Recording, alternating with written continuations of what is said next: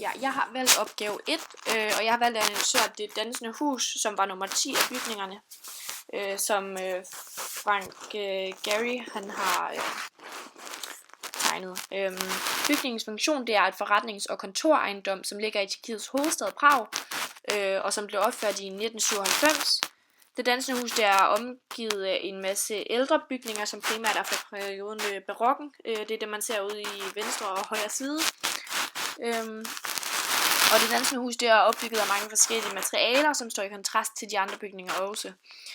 Derimod så fylder bygningen en del mere end de andre bygninger. Det går lidt længere ud, det er mere fremtrædende, og det gør også, at det bliver lagt meget mere mærke til end bygningerne omkring. Og de farver, der sådan er blevet brugt, det er primært den akromatiske farve hvid. Og så er glas blevet brugt, som selvfølgelig er gennemsigtigt. Men det gør også, at når der så er godt vejr, så skinner den blå himmel, den bliver sådan spejlet, så det bringer også lidt blå i facaden, når der som sagt der er godt vejr. Materialerne de er velkendte fra den moderne tid, og det er beton, stål og glas, som primært er brugt, men måden bygningen den er sat sammen på, den er mere fantasifuld, nyskabende og dekonstrueret, i det at den er sammensat af flere forskellige formede enheder. Og det dansende hus, det hører så til under perioden det senmoderne arkitektur.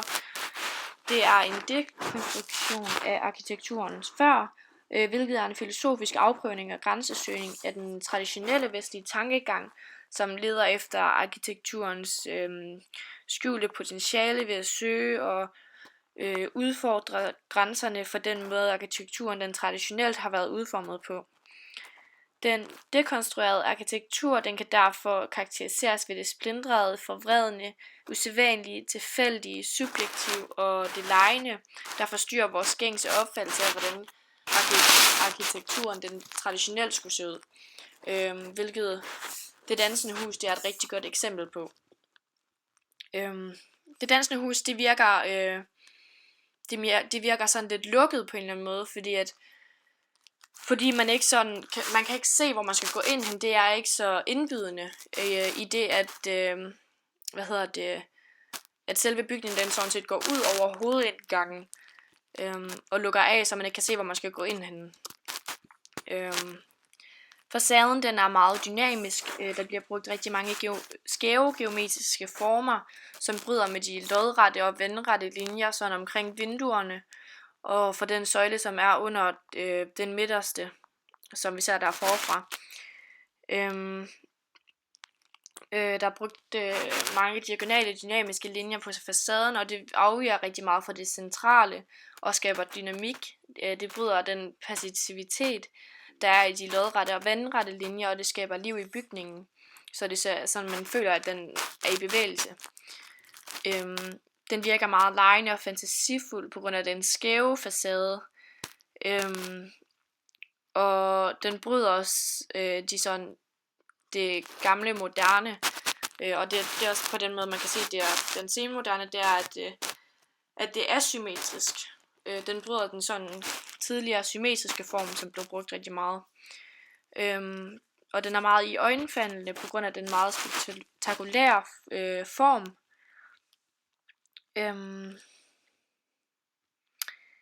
Og facadens udtryk det er meget lys og dynamisk, og det skaber meget liv i den ellers sådan meget ensformede gade, som man ser.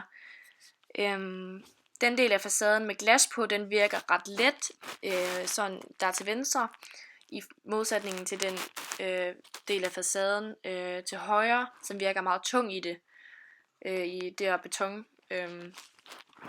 Og bygningen, som sagt, så har den sådan et fremspring, som gør,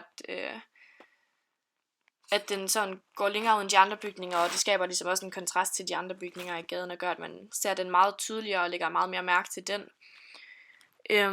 Delene af facaden, de spiller rigtig godt sammen. Facaden, den er på en eller anden måde delt op i to, der hvor glasset det er, og så der hvor betonet starter, og så længere ud. Og det giver et rigtig godt udtryk, fordi at så kan man ligesom få lov at bruge sin fantasi til selv at tænke over, hvad bygningen den egentlig skulle forestille.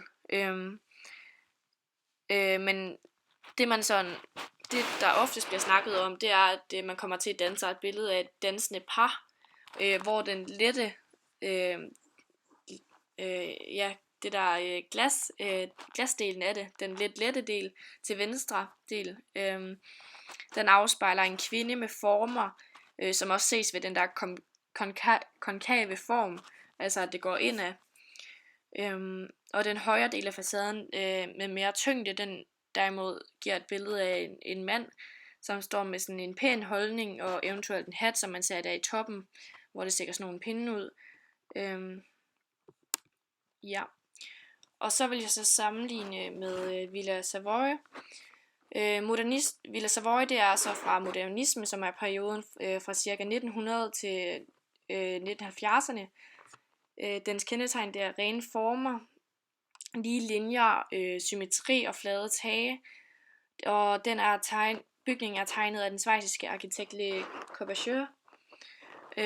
Og når man betragter billeder af Villa Savoye, er det meget tydeligt at se de rene former, fordi der er ingen udsmykning overhovedet der på facaden. Der er i modsætning til det dansende hus ingen diagonale linjer, men derimod utrolig mange vandrette og lodrette linjer, blandt andet de vandrette vinduesbånd, hvilket er med til at gøre bygningen, den er meget stilren og enkel at se på.